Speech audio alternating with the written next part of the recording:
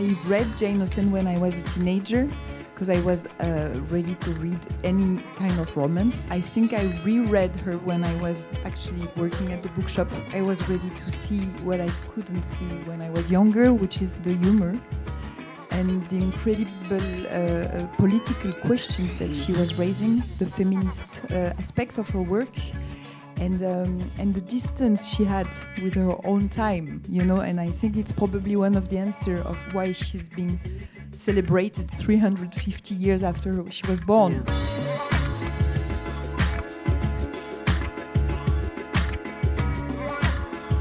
So I actually always love to go back to the beginning and ask, what were some of the films that like inspired you to become a filmmaker? Wow, I think I really became a cinephile first. Do you say that in English? Cinephile? Yeah, totally. Yes. Yeah. When I saw the Lou Beach film, The Shop Around the Corner, I was 8. And then I saw Billy Wilder's film with my grandmother one summer, all the Billy Wilder. And then I thought, okay, this is exactly what I want to do, you know, comedy. Yeah. Yeah. And Camille, for you, were there certain films or actors that inspired you coming up? Yes. Many.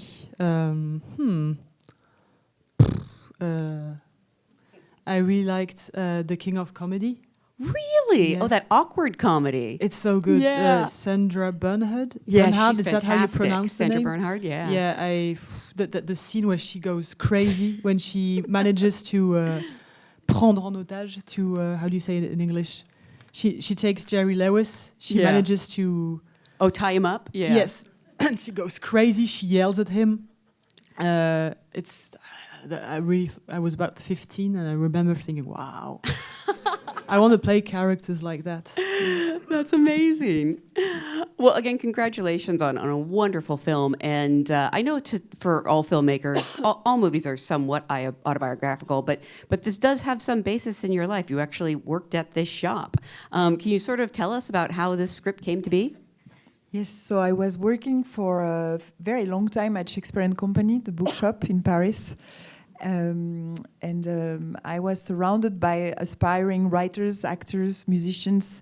I was myself becoming a scriptwriter at this time, and we were. It was a refuge, you know. It was a place where we felt safe, probably because we didn't feel that we were super comfortable in the world as it was. We were romantic, we were dreamers, we were not fitting exactly, you know, the norm. And I think the desire for this film is born from this meeting and these discussions and these poetry nights that I had that were like one of the best moments in my life, I think. Yeah. I was curious when I saw this movie because I know that shop is pretty famous. I was like, I wonder how they got permission to shoot there, because I don't think they ever let people shoot there, but you pulled some strings, I guess. No one is allowed to shoot in this bookshop, but they are my friends and my family, you know, the owners, and it's a limited budget film, so we didn't have the money to ask them, you know, to pay them if they were closing the bookshop, because they have like, I don't know, 3,000 visitors per day. It's a very big bookshop now. So they allowed me to shoot the film during the night. Wow, you can't even tell. Everything that you see that it's supposed to be during the daylight is during the night. Actually. Wow, that's fantastic. And Camille, for you, how did the script find its way to you, and what intrigued you about not only this part, but this whole story? So it got to me in a very traditional way, through an email by my agent. And I read the script. I remember I really liked the title, Comment Jane Austen a gâché ma vie, and it really intrigued me, and I really liked the script. It reminded me of my sister because she's a writer, and I felt like I was like in the movie The Big Sister. Yeah. And a lot of the discussions in the script where she's saying that she cannot write, that her book, no one will want to read her stories. It felt like there were sentences I was saying in real life with my sister where I was like, no, it's not pretentious, it's great, you're a good writer, I really like reading this, and I'm not saying it because I'm your big sister, I promise, it's good, it's fun.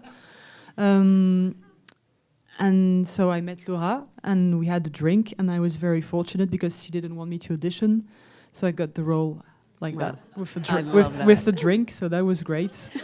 And I just wanted to be sure that she was a good drinker. which I am. But she wasn't, right? She spilled her drink. Yes. When we met, we were discussing that. When we met, Camille was waiting for me in a cafe, and I saw her from far away, and she ordered a beer and French fries, which was already a good sign for an actress. And she was anxious, and she stood up, and the beer fell into the French fries, and we started to try to save French fries together. And I felt that I had the character in front of me. And you passed the audition right there. That was it. That was my audition. I'm curious for each of you. I mean, I suspect that you're, I guess, a fan of Jane Austen, but what is sort of each of your relationships with her work? So I read Jane Austen when I was a teenager because I was ready to read any kind of romance. I just wanted the sex scenes that never arrived actually happened in Jane Austen. But I was very moved by her characters. But I think I reread her when I was actually working at the bookshop in my 20s, and there I think I was ready to see what I couldn't see when I was younger, which is the humor and the incredible political questions that she was raising, the feminist aspect of her work, and the distance she had with her own time, you know. And I think it's probably one of the answers of why she's been celebrated 350 years after she was born. Yeah. Today, she was already in advance or with some distance with her time. So she's universal, and I think the last book, Persuasion, broke my heart. Yeah. The idea of a woman who thinks that life is over. When do you think that life is over? It's a big existential question. At Jane Austen time, the character was like 27, and she felt that it was over. And it still resonates, this melancholy also. So yeah, I think this book is special for me. She's so ahead of her time that we're still adapting her stuff today. And Camille, you probably weren't as much of an expert as Laura, but what was your relationship with Jane? Yeah, to be honest, I didn't know her very well. She never read it. I never read. I only read Sense and Sensibility when I was a teenager. So yeah, that's not much. But I do remember the pink DVD box of Sense and Sensibility, the Ang Lee movie, because I watched it when I was 12 with my sister, and we loved it, and we would watch it over and over again during the summer vacation at my grandparents' house, and we had a lot of fun. Then we would pretend we were at balls and with puff sleeves and make fun of all the sophistication and pretend we had tried to speak with a vocabulary like, have you made the acquaintance of that was it. And then I read Sense and Sensibility when I was 17, and I really enjoyed it. And then I forgot a bit about Jane Austen, and I think I was trying to be cool. So I thought, Jane Austen is so too girly. And I read other things that are very different, like David Foster Wallace and Steve Tessick, who wrote Carou, which is a very cynical, great novel. And then I discovered it again, and I found out that I was wrong, and that she's not at all girly writer. She wasn't. She's, like you said, she was ahead of her time. Really, really ahead of her time. So what's it like for you now as an actor to get to put on those ball gowns and dance in these scenes after faking it all those years ago? I felt like I was a child again, and I remember just being 12 with my sister, and putting weird clothes and making fun of all that kind of balls, and but then I had pressure because this time I didn't have to make it look funny.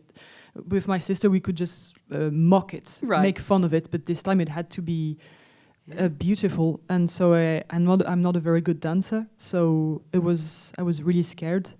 But we worked a bit with a choreographer, and that helped because she had a choreography which she taught us. And then I was very lucky because Charlie Jansen is a very gifted dancer. Yeah. He plays the vals like he's a genius and so he was really helping me. Right. He was just like turning me every, and I was just had to pretend like it was like I knew what I was doing, but I wasn't. You just need one person to look really good and the other one to You fake really, it. It's yes, so true. no, but really, it's true. Yes. Yeah, I say this as a huge fan of Dancing with the Stars. That's why they have the pro like dancing around the person who can't dance. Speaking about that tone, this is a film that obviously leans into those romantic tropes, but you have this balance of real heart and reality, honestly. Can you talk about sort of finding that tone, not only, in the script, but in the direction, and then I'm imagining probably still in the editing process? I wanted to do a melancholic comedy, more than a romantic comedy somehow. So I was looking through the writing, of course, from a scene to another. I was trying to write scenes where you don't know if you will end up crying or laughing, or both sometimes. And then the reference, the inspiration doesn't come from romantic comedy, actually. I was very, very inspired by James Ivory's films, for example, Award End, but also, of course, by the 90s, the beautiful 90s rom-coms from Richard Curtis that I adore, that we all love, I think. So I was looking. It's a search, actually. You don't know if you will find it, but it's by sharing these references with the team, with the DOP, with everyone, actually, and trying stuff. And we rehearsed a lot with the actors. We found stuff together. Before the shooting, also that helps to find this balance. It looks like a Merchant Ivory movie. Those locations, wherever you shot the writers' retreat, that is absolutely stunning. Is that a real place we can visit? It's a castle where you can get married. Oh, so up to you. I was gonna say, can you go there if you're not getting married, or nope? It's not a writing residency. I am sort of curious because, believe it or not, this is your feature film debut. You've made, I know, right? You've made some short films. Thank you very much. I'm sort of, and Camille, you've worked with so many amazing directors. I'm sort of curious what the atmosphere on set was like, because it looks like it was really fun, but I also know it's hard work, and you're working on a budget. Yes, it's a very limited budget film. So we had to be very creative, but I also believe that, the beauty of it is that the team that joined this kind of project, they really, really believe in the project, because there is no money at all to earn at the beginning. So I chose carefully all the collaborators. I think directing is mainly being well surrounded by talented people, who share a belief, because it's a lot about believing when you make a film, because it's quite crazy and it's a miracle. And so it was quite funny because we had to invent a lot. We had a lot of constraints, but a lot of energy, and it was a lot of women actually. DOP. A lot of technicians who were women, because I knew them, because I loved them. I every single person in this set I liked to work with. It was so that changes everything. I think. What about as an actor? What was it like for you? Very scary, but it's my job. But scary, but exciting. I was really happy to act in English because I'm French, so. Doesn't often. I did it a bit, but not a lot, and I was very happy to play with English actors. I just like being around English actors. Well, my dad is half English, but I don't have a proper English accent, and it's always nice to hear English people in the makeup room and everything. I just like hanging out with English people. The reason I'm so surprised that this is your feature film debut is because it just is so assured from start to finish. And I'm sort of curious, what sort of a director was she? I mean, was there anything that surprised you about her? Say the truth. Yes. Well, no, I wasn't surprised because we had time to rehearse. We did rehearse quite a bit, and we read the script 3 or 4 times, just the two of us first for 3 days, and then we rehearsed. So that was That's good because when you're always shy. Well, we're all shy, but it's part of life. But just to actually like be able to look at people at someone in her eyes without feeling shy. So sometimes you arrive on the set and you haven't had time to. You've had like a conversation with the director and the costumes fitting, but that's all. But you're just having like polite hypocritical conversations. Oh yeah, the food was nice. Yeah, and. With Laura, because we rehearsed before, I had time to be bad. It's like really, bad, and we had time to like be honest. We laughed so much during the rehearsal because they were all bad, and I was bad also at directing them. We were all so bad, but we had time. Yes. And you know what we did? I forgot, actually, I just remember. We did something very weird when I think about it. I had an office where we could, because the producer was not in Paris. Yes. So, yeah. So weird, but I think I will do it again if I had to. So we were rehearsing. It was summer, and then we were so tired after lunch, all sleepy, that we decided to take naps. So we naps in the same room, all of us, and this creates so much intimacy. Actually, not together, but you. I remember waking up hearing Charlie sleeping, like sneezing or something, but I think we created some trust. Yes. And I believe that it's fundamental for actors to know each other, to be like, natural, and also what the beauty of the rehearsing is that you become very clear on the same page of what is at stake with everything, and then it means that on the set you can welcome the unexpected. The incidents also. That's something that was not there, but because we are so ready. So I think I would keep working like this for sure. Is it normal to have that much time to rehearse? Because it's not out here. No, okay. No, it's more like theater, actually. People don't do that. Sometimes I think actors are also afraid to lose some, magic sparks from the instant. But I think it's the opposite. I think we run a marathon together, and we have to be prepared to run for a long time. Once you had this amazing cast in place and you're working with them and rehearsing, did it change the script at all? Oh yeah, I've been rewriting the script until the editing room anyway. It's always the case. But yes, because you have things in mind and then it just doesn't work, especially in comedy. Comedy makes you so humble because you fail so much, So you have to find stuff. Sometimes the actors have great proposals. Sometimes the technician, the makeup artist, someone has an idea. I think I'm part of a generation of directors who are not afraid to doubt and ask, because this is a collective work, a film. It should be more like obvious, actually, that you need everyone all the time. Someone told me comedies are the hardest to shoot because nobody's laughing and you don't know if it's working, especially after the first take. It's so hard to be funny. It's very difficult. We laugh as she says that, but but good. Like you're saying, some scenes they don't work. It's really difficult. Making the leap from short films to your first feature, I'm sort of curious. What was the biggest learning curve? So it's a bit weird my experience because it was the opposite of what you're saying, which was I wrote the script of this film as a scriptwriter, because I was a scriptwriter for 12 years, and then it was so intimate and close to my heart that I couldn't think of a director. While I've been all my life writing script, dreaming of so many directors in France, but this one I couldn't dream of anyone because I think I wanted to do it. Yeah. But so I did a real coming out with the producer, and I decided to do the short film before I was about to shoot this like film. as a test run? Yes. Okay. Just to be sure that it was not a fantasy, that I was actually able to, go on a set and not being completely petrified or paralyzed or whatever.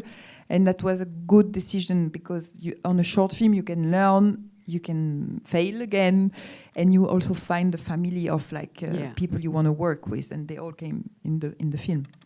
When you're working on a limited budget, sometimes you have to make decisions or sacrifices, and I'm sort of curious if there was, anything that you had to change that you actually think ended up working for the better. I do believe in constraints, and I think that I was, I'm a young director. I had everything to learn, but I was an experienced script writer in terms of like making choices, cutting stuff. I knew that it's part of the job, and it's sometimes for the best actually, because when you're forced to look at your scene and think, okay, I cannot shoot that scene, but what's important in that scene? Is it just like, some coquetry, or is it really important for the journey of the characters and for the journey of the viewer? Mm-hmm. And so I am passionate about these questions. It's so interesting, actually, to work with the material until the very end. So I think most of the things that had to be rewritten are better. Yeah. For example, one of the scenes that I like the most, I remember being on the set and thinking, it's gonna be terrible. It's the kiss they share with Felix before she takes the boat to go to England. I had this whole fantasy of like being on a big harbor, seeing the boats, and of course you cannot, since Brexit, you cannot shoot anything near the border, near the boats, near the harbor, nothing. Really? You cannot go there. So I was scouting the location desperately, and the only place I found was an helicopter airport by the sea, which looks like terrible. There was a big H, and I mean, I couldn't imagine that it would be believable to shoot that scene there. And I remember arriving very late, at 4 o'clock in the morning. We were shooting at 8. In the dark, just thinking, okay, I don't know how I'm going to do that. Yeah. And what I learned is that you need 2 good actors.